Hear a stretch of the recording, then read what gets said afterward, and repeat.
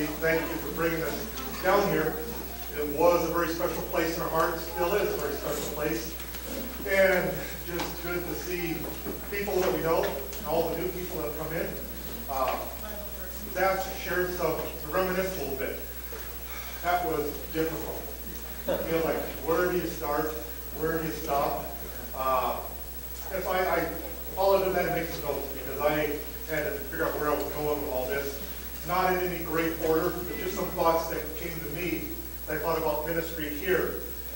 And the one thing that came up to mind yesterday, we drove up to Jerome and Sedona and up Oak Canyon a ways, and we remembered our first day down here. We had stayed in Winslow the night before, and we got a call that early that morning that our furniture was going to be there that day, and we had to hurry to get down. So we didn't know the country. We came through Flagstaff, took 89A. Down through Oak Creek Canyon, through Jerome, over the mountains, pulled up to our place, which was across the street from the Kaisers, and the van pulled up as we pulled up. So we started behind it. One thing I know I always remember about this congregation is that you were always very open to change. You were focused on ministry. And oftentimes it wasn't easy change, but you were willing to do it. Early on, one of the first things, probably the first year, was when some people from Cordis Lakes that belonged to our congregation asked if they could have a church down there. And Trinity and our district were very supportive of it. And I remember driving down Sunday afternoons, and we would work our constitutions, we would do a pastor's class, we would worship, and all the work that different people put in. And two of the people that kind of unsung was Jenny and Madonna.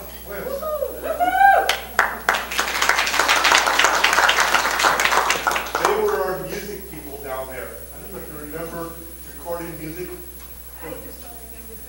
I remember I'd get a little tape recorder, and whoever was playing organ that week would record our music, Cordis Lakes, into the recorder.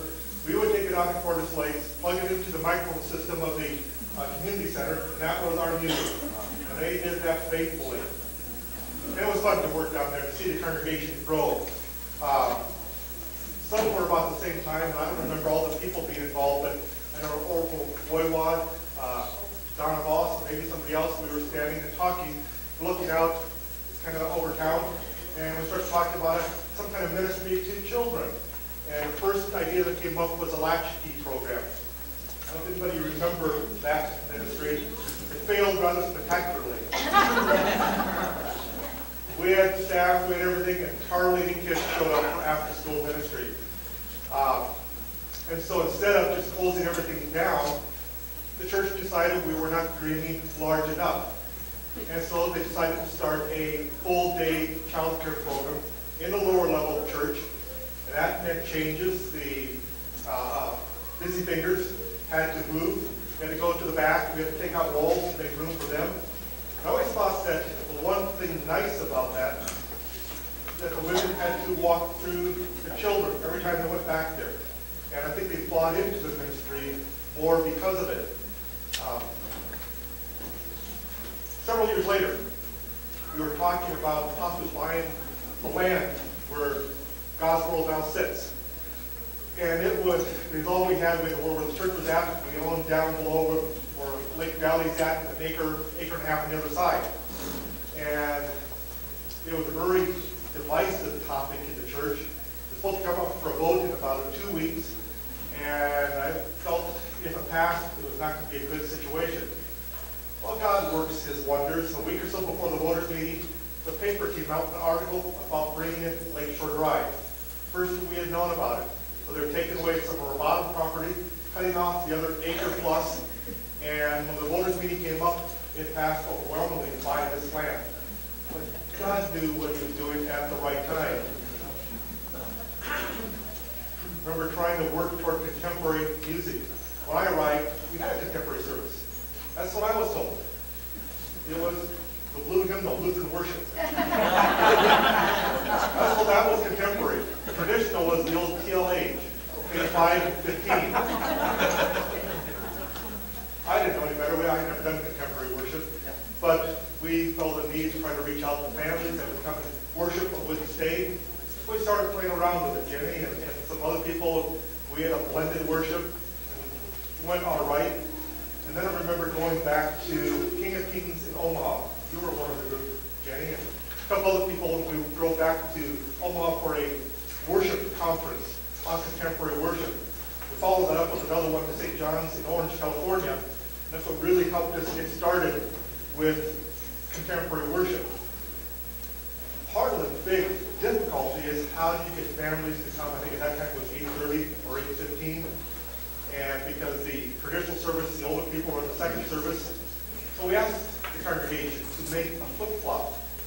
That the older people with traditional worship would come early, and so that we could have the contemporary later on. And I'm always amazed. Some grumbling, griping about it. I don't know if we lost more than one or two people over it. They made the switch, and they supported what we were doing. Somewhere in this whole process, and Dave Shannon showed up. And that definitely helped things along. As time went on, I know that second service grew to where we were reaching, not capacity, but getting a little crowded. And we began talking about options of what to do, and decided to start a new service, which is the one here, Worship to Faith. Again, it was somewhat initially a little bit contentious. Things like, do we have an altar? Do we have a cross? Do we have a paraments? Do we have a baptismal font? And then, of course, it's Lutheran to have coffee and donuts. But it's not Lutheran to sit around tables and worship and have those things. But the congregation approved it. And I think one of the neat spots, neat moments, was our first service over here. Remember, 4 older widows came to the service, and as they left, they told me, we won't be coming back, but we wanted to come the first time to support it. And that was really the attitude of the congregation. And I've always, in fact, I know that after we got the gospel started, this church had quite an impact on other churches down in the valley. They would ask me, how do you get those things started? How do you get the people behind us, the foundation of the congregation? They believe in ministry, whatever that might take. And it wasn't without hurdles, but they did it. Remember, several people in our church were part of the forming committee for the Helping Hands ministry. I don't know if it's still going on in the community, but it was started, and then Trinity housed it free of charge down to the lower level.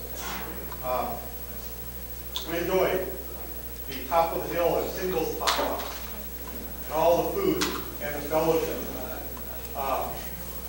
Every 4th of July up there, I think of Prescott Valley.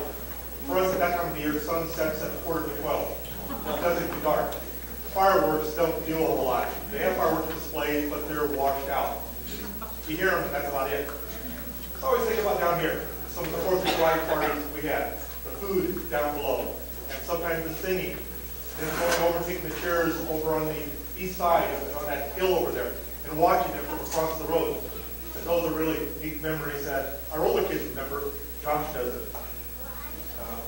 And there were a lot of struggles, a lot of financial ones with God's world. And so anything that is good, that is worthwhile to God's ministry, Satan also fights. I remember some long board meetings, council meetings, voters meetings. We struggled with it, but God kept seeing it through. And somewhere along that line, I don't know if it was before we built the building or after, we did a fundraiser with Bible trivia teams. Is anyone on any of those teams that you remember that time? Yeah. Lana, you were too.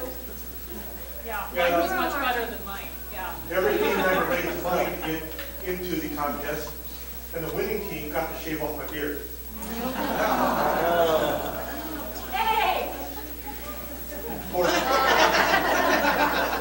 I had it off for 2 months.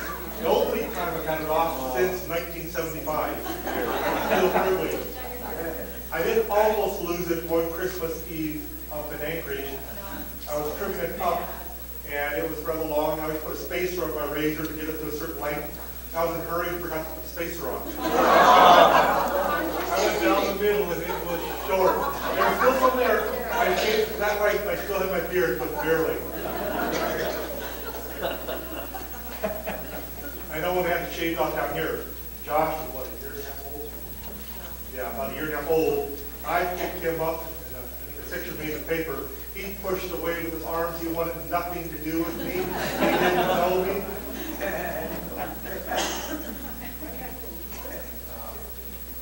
No, but I remember, too, when we started the lay ministry training. That was one of the really joyous times. I think it was Monday nights in my office. There were 6 people, and I really looked forward to that time. Before I left, I committed to Old, New Testament, and doctrine. And that's neat to see that that's still going strong. How many remember Bobby Sundquist? Okay. I've heard he's preached here a couple times. He's up in our district now. He's in Idaho, which is part of our district. Been able to see him the last couple of years at conferences. And it's been a lot of fun to talk with him. He's doing some really, really good ministry. But I remember Bobby in VBS riding his bike from Castle Canyon over to church because the family wanted nothing to do with church. And he rode to Sunday school, and people gave him rides. And came to a confirmation class, and on the day of confirmation, he was baptized. And I remember he wanted to get some long hair, shoulder-length hair. Oh, wow. Yeah, the congregation always accepted him. And that was me. No, have you ever seen a picture of him? Yeah, hairless.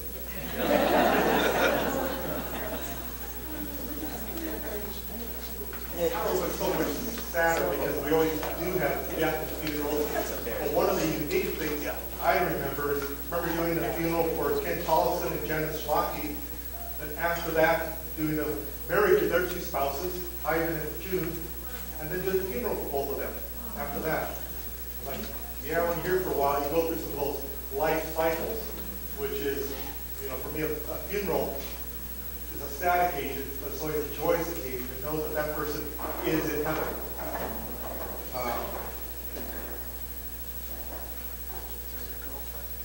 Definitely came to love Arizona. Not so much Phoenix, but up here, all the mountainous areas, camping we did, in the Venus Mountains, up by Pine and Strawberry, way over on the other side of Arizona by the Black River. In the summer, we'd drive down to Fossil Creek to go swimming. Just a lot of good memories, things that just go on and on. All the births and the baptisms of our own kids and of other children, the confirmations, the weddings, the funerals, the hospital visits, going down to Phoenix, the VA and other hospitals, or here in Preston. When we finally had too many shut-ins that I couldn't keep up with, Arnie took half of them. We prayed off every month. Church cleanup days, a lot of people. We try to do that up there. We don't get many people. Down here, we got a lot of people to clean up everywhere. That's one of the neat things in this congregation. We like people to step forward and do what needed to be done. And because every population up there, a different mindset. So many of our families both have to work full-time. Kids are busy. And it's hard to get people to take the same ownership that the congregation here had. Just a lot of special times. A little bit about our place up there. We got to Alaska. Well, we took 10 days to drive up there. And if anybody saw our procession, we had the biggest U-Haul that you can get, and it's 26 feet. We had a trailer behind that our van was on. Jackie drove our pickup with a trailer behind that, and then 3, not young kids, but that was one 8th grade, Matt 6th, Josh kindergarten. We had audiobooks from the library here in town. The backseat of our pickup we made into a Nintendo 64 place. And so our kids would rotate between the different cars and areas. And it's a trip they remember very fondly. The night we left, house was empty. We slept in the house for the last time. A lot of tears were shed. But then taking the trip up there, taking 10 days to do it, we stayed in hotels, I don't know, maybe 3 nights. Other nights we camped. And it was just a neat time for the family to bond as we left here. We got up there September 1st, 2001. And a family up there housed us for a while. They had a 2nd floor with 4 bedrooms, 2 baths. They had a place all their own. September 16th happened. My first unofficial act, we had the first service right after that happened. I was installed as what? September 11th. You said 16th? Oh, September 11th. I was installed September 16th. As far as our ministry, We, Beautiful Savior, started in the early 80s. We share a building with Anchor Lutheran School. The school is the ministry of really our churches in Anchorage. There's 3 of us in Missouri Synod. And we have a building, so we share a building with them. We really have no space of our own other than the altar area. So every weekend we set up chairs in the multi-purpose room. We set up for everything we do, take down for everything we do. The school is K through 8, has last year 100 students. We hope to grow some this year. We have 4 rooms for preschool ministry, quite a large building, a lot of stuff going on. And so we're the congregation that does most of the ministry to the school. And we're definitely a non-traditional church. If you're a traditional Lutheran, you probably don't end up in our church. We do have a traditional service, but it's very small. And our people come from, either they have come back to church, or they're from other backgrounds, or really never went to church much. And so a lot of our people do not join. We switched a number of years ago from having members to having disciples, disciples of Christ, following Christ. And a lot of people up there just do not want to officially join. And this year we got some to join because we were electing for offices. We had some people who've been around a long time. We asked them if they would hold an office. They said yes, and they said now you have to join the church too. That's one way to do it. In the summer, I was told before I got up there, or when I did get up there, don't expect to see a lot of people in the summer. And attendance crashes. There's people we did not see for 3 months. They go to their cabins, they go camping, they just get out and enjoy the summer. And we'll see them maybe once, maybe twice, sometimes not at all. The people there are very active, especially in the outdoors. They kind of neat. People are more unique up there than any place I've probably found. Seems like people find to a rhythm in Alaska. In the summer, you've got the long days, which everybody loves, but you have the different runs of salmon. In our area, 4 different kinds of salmon that will come into the rivers. Everybody knows what time, which species will come into which river, and people fish for them. End of August, they're very picky, stay there. And then we have termination dust, which is the first snowfall in the mountains behind us at the end of summer. By the end of September, the leaves are gone. Usually sometime in October, we snow that will stay. Last year, we set an all-time record for snow, 130 some inches. And it was unbelievable the entire thing. But in the winter, people, it does not stop people. You need to embrace it. It is a huge town for cross-country skiing. We have the best trails in the country. They're all free. They're approved by the city and by some other organizations. And people will ski it. I don't care how cold it gets. My limit is at about 10 below, which is after I get too cold. But one year, I left one area. It was 12 below 0 when I quit skiing. Riding into the park with a guy on his bicycle with skis on his back. Hardcore. We have people ride bike all winter. They put the tires on their bikes and just ride. But the cross-country skiing, there's snowshoeing, there's hiking, there's snow machining, a lot of things to do in the winter with snow. In the summer, people are out fishing, hiking, camping, just enjoying the days. Right now, the sun sets or comes up about 10:15. It gets over the mountains east of us at about 11, sets at 3:40. Doesn't come up very high in the sky, so it seems so bright and so beautiful here. And nice to absorb the sunshine. We'll show some pictures of our family, but Josh is our youngest. He's 16 now, a junior in high school. He's a very social young kid. His friends are a big part of his life and dating. Main thing with him, when he was 13, we took spring break, he and I did. We flew down to Rock City, South Dakota. We bought a pickup from the father of one of our members. He and I took a week over spring break to drive it back up. And that was a really fun time with him. His unique thing is he's had the bear encounters in our family. He and I were hiking one day, and he was up ahead of me a ways, and he said, "Bear." And that was the age at that point when he said it quite often, and we didn't believe him. He said, "Dad, there's a bear." And I ignored him. Finally, the hair of my dog went up, and sure enough, there's a black bear with 2 cubs just off the trail beside him. And so he started backing up, and one of the cubs started following him. And fortunately, the cub stopped. Mama wasn't too ornery. One that really scared him, we were camping at Bird Creek campground. And I was finishing up cleaning up the dishes, and it was just him and I. And he took the bike riding down that trail. And he came back with his eyes like saucers. Dad, we're going to get the trailer right now. He had almost run into a brown bear, a grizzly. And it had come on the trail in front of him. He skidded to a stop, the bear stopped, and he said they were looking at each other for a little bit, where he took off, turned around, and he showed me. The thing wasn't more than 10 feet from him, just with a stare down, which I was glad that the bear probably more scared than he was. Matt is 23. He started University of Alaska Anchorage right after high school. I only spent a year or two in it. It wasn't for him at that point. He worked full-time and still is at our daycare center at Anchor Lutheran School. But next week he starts back up at the U in criminal justice. And for him, it's something I always give him a bad time about. When you deal with bears up there, you've got several choices. The best one is to be careful. Just be wise where you go and what you do. Second one, people carry a pistol or shotgun, or probably most people carry bear spray. The canister, high power, basically pepper spray. And it does work quite effectively when the bear decides to charge. We were camping, he and I was, and we had one in the trailer. And I went fishing, he stayed behind. I came back and he was sitting outside doing nothing. I said, well, what are you doing here? Why don't you play a game or something? There's bear spray in our trailer.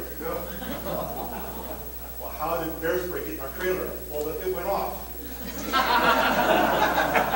How did it go off? I pulled the trigger. There's a safety latch on it. I pulled that out too. Matt, why? I don't know.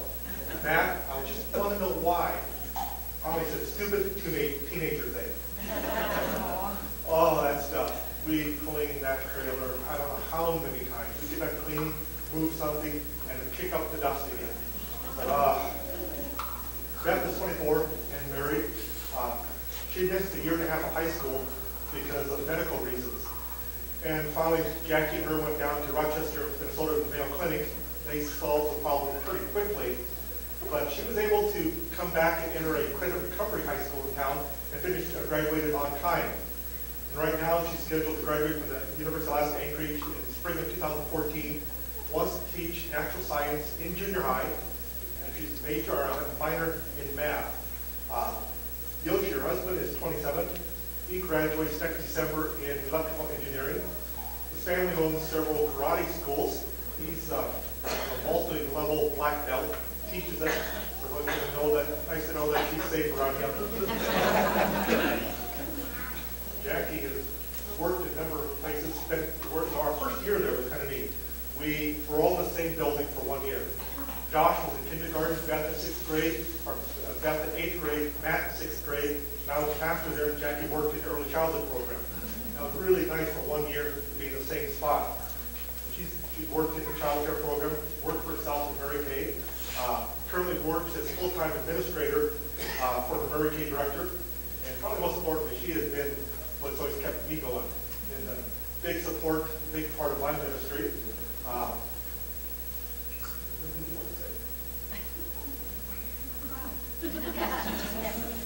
Here's the emotional one.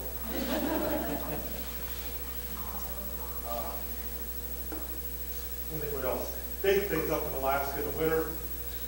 In January and February, in Anchorage Fur Rodney, which is a kind of a 10-day-long winter celebration with dog sled races, with snowball fights, with theater, with all kinds of activities. It's followed a couple of weeks later by the Iditarod, which always starts, ceremonial starts in Anchorage. The one time of year no one likes is breakup, which is kind of the end of April, early May, when the snow is melting and it looks dirty, nasty, and it's sloppy, and it just, you can't hike, you can't do anything. And trees always green up third week of May. Without fail, that's when they green up. We enjoy seeing the northern lights quite often from our bedroom, which is neat. We be able to be in a warm place and watch them.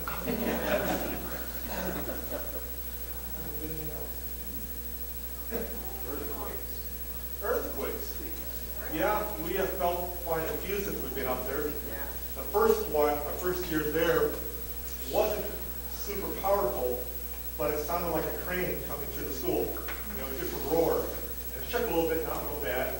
We've had a number of them since then. Our strongest one's actually about 3 weeks ago.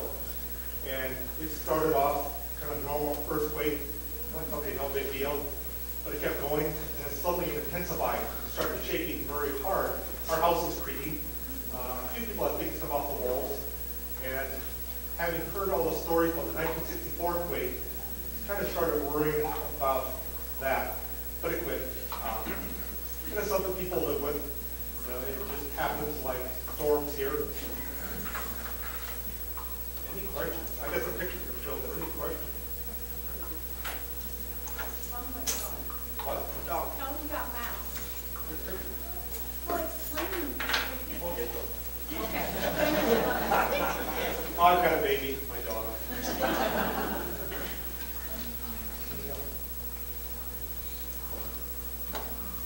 What you thought it was going to be? Sorry? Was it what you thought it was going to be? Well, actually, yeah. I lived there for a while, 76. It's a lot more people than when I was there the first time. And that is actually I don't do a lot of fishing and hunting. I did quite a bit of fishing early on, but unless you have a boat or some way to really get off the system, there aren't many roads, so any place you can reach easily is a lot of people. And for me, it's not worth fighting the crowds anymore. You'll see pictures. What I've got most of my salmon actually is a personal use permit. Alaska residents can use a net, 5-foot wide net on the end of a pole in the mouth of a few rivers, and you're allowed 25 for the head of the household, 10 for each person. And so 2 years ago, I got my limit. We made 45 salmon, between 6 and 10 pounds. A lot of salmon. Did you start any hydroponic farming up there? I know No. you like to do it here. No, I miss my gardening down there and all that. Our yard doesn't allow for real easy, and so I've never gotten into much gardening. So. People do. They had a pumpkin a few years ago at the state fair, a 1,000-pound pumpkin. What do you think of the changes here in Jimmy? Where we really notice the change, streets are wider, a lot of them. And then out by the theater, the theaters were here just before we left. But that area up 69 has really changed. A lot more traffic too.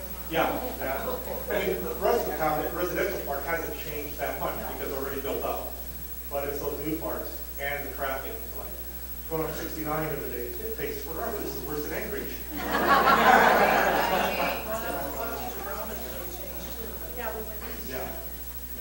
In one of Jackie's letters, she wrote that she was learning all the different methods to use salmon.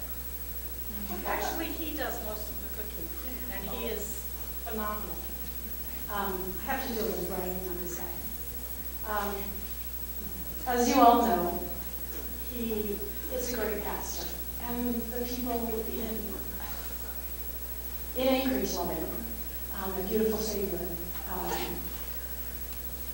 We are very thankful that the Lord told us very strongly that we were supposed to go there. It wasn't an easy few years. He built a lot of bridges, and as he did here, he's built a lot of foundations. And I'm real proud of it. Our kids are wonderful. We were blessed to watch Yoshi, who is Beth's best friend's older brother. And we watched him have just a knowledge of God and go to the computer, spend all night, multiple nights, finding out who God was. Because he and Beth were dating, and Beth told him, I'm not going to be unequally yoked. God is number one in my life, and that's important to me.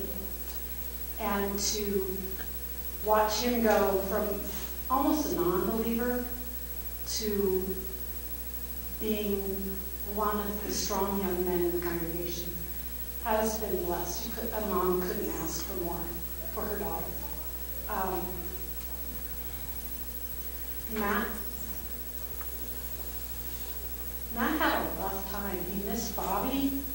He missed all his friends here. He missed knowing everyone. Change has always been hard for Matt.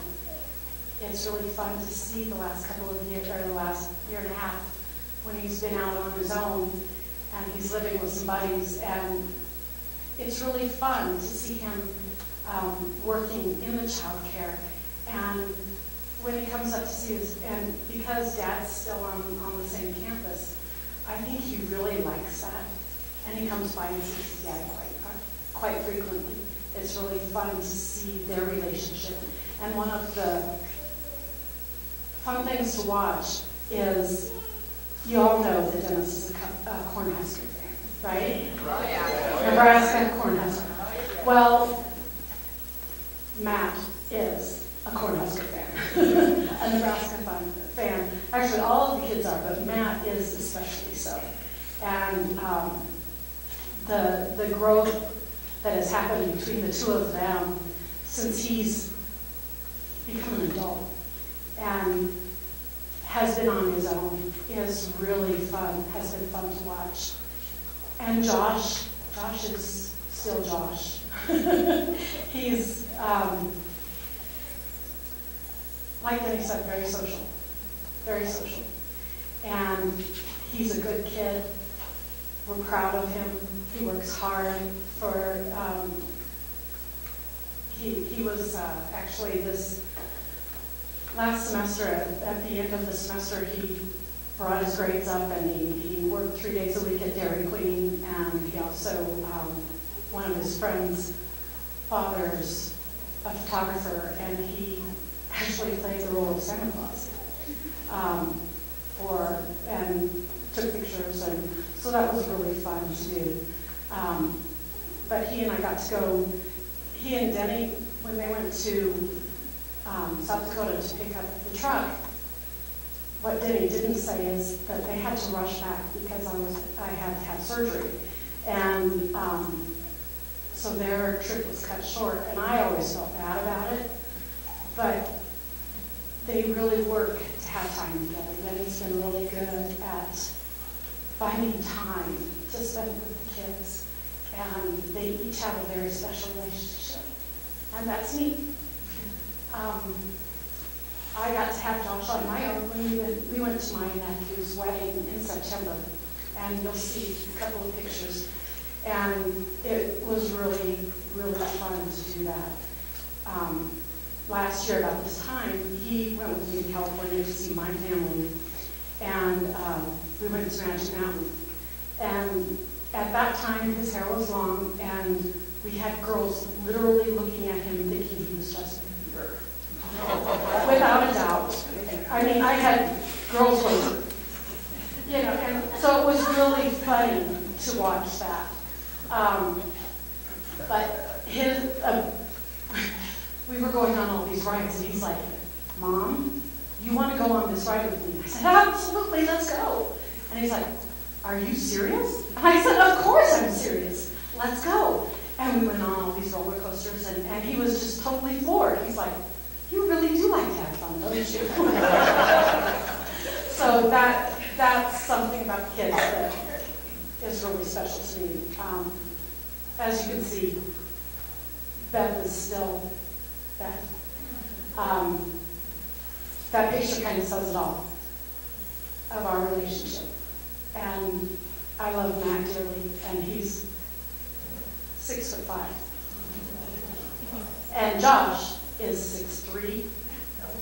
So I'm the little one.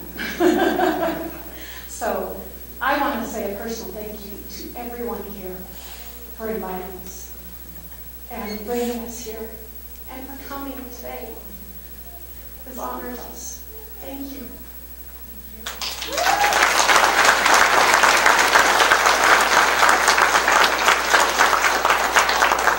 She does stuff I do, not the balls. And you still love Matt even when you get over the bear spray? When could you tell him that you still love him? It took a little bit. I guess once he said it was a stupid teenager thing. Okay, I can accept that. Yeah, I did share too. I had some special times. Beth and I, Coach had medical issues, did a lot of cross country skiing together the first couple of years. Josh has done more hunting with me. Matt, there's the football games. They come over and watch Nebraska football, and he and I cook steak on the grill, and we just sit down and eat steak for the game. And it's just a lot of fun. Our goal, him and I, is sometimes go down to Nebraska and have actual games, and he would love to do that. It would be fun for me to do that. Anyone else before you look at pictures? Coldest? We don't get super cold in Anchorage, 20 below. The record low in Anchorage is 36 below. But you understand, Fairbanks here, well, we were having a cold spell a couple weeks ago. But for about 2 months, it didn't get above 20. A lot of single digits below zero. Fairbanks would do 40, 50 below, you know, and they stay at warm up to maybe 30, 40 below. So we have it relatively mild for much of the last, so we don't get a lot of wind. You'll see from the picture of the snow just piles straight up on top of things. It gets very beautiful. Coldest it was, we had one winter, we had 14 straight days, we never got above zero. But it's dry, no wind, it's crisp, you get used to it. Better. Most people came from the Midwest and prefer Anchorage because you don't have a super wide fluctuation day to day. You don't get the wind, you know, you don't get sometimes the humidity.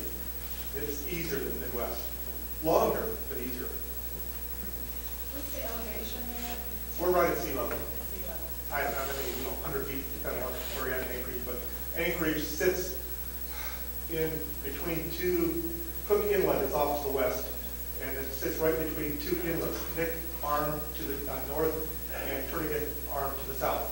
And so Anchorage sits right between those two, kind of in a bowl with the Chugach Mountains right to the west of us, and they get to about 6,000 feet.